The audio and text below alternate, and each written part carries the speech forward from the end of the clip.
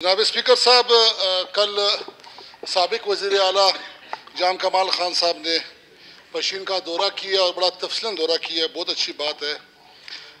जनाब स्पीकर साहब, उससे अच्छी बात ये होती कि अगर वो जब वज़ीर आला की कुर्सी पे बड़ा जमान थे, अगर उस टाइम ये पशीन का दौरा करते तो मेरे ख्याल से उससे भी अच्छा होता।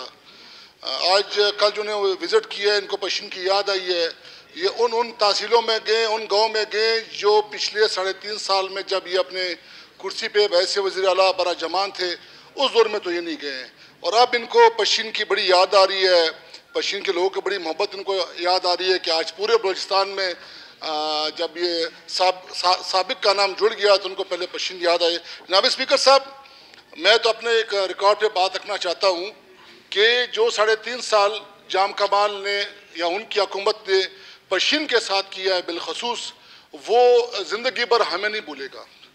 आज तो ये पशीन जाते हैं, दौरा करते हैं, उरुमजी पहले ये नहीं गए, सेमजी ये पहले नहीं गए, बटेजी ये पहले नहीं गए, और मुख्तलिफ इलाके हैं जो कल उन्होंने विजिट किए हैं। जनाब स्पीकर साहब, 3.5 साल तक हम यहाँ रोते रहे हैं, हाउस पे रिकॉर्ड मौजूद है, मीडिया मौजूद है। 3 बच्चियाँ हैं छोटी जिनको कैंसर था। 3 दफ़ा नहीं 3000 दफ़ा इस हाउस में हमने आवाज़ बुलंद की कि इनके इलाज के लिए बंदोबस्त किया जाए। ये 3 बहनें हैं और मुझे ये भी कहा गया कि मेरे पर्सनल सेक्रेटरी जाहिद सलीम साहब उनको डॉक्यूमेंट्स दें, उनका इलाज शुरू हो जाएगा।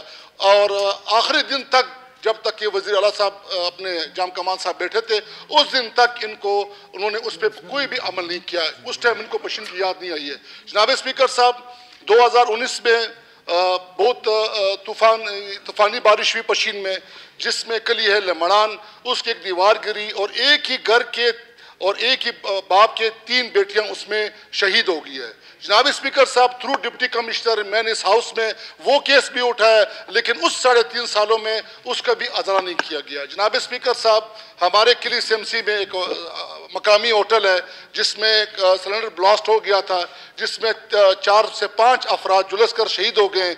मैंने इस हाउस में कहा था कि भाई उनको कंपनसेट किया जाए, ये एक ही खानदान के। जनाब स्पीकर साहब, उस टाइम उनको पशीन की याद नहीं है। मुझे थोड़ा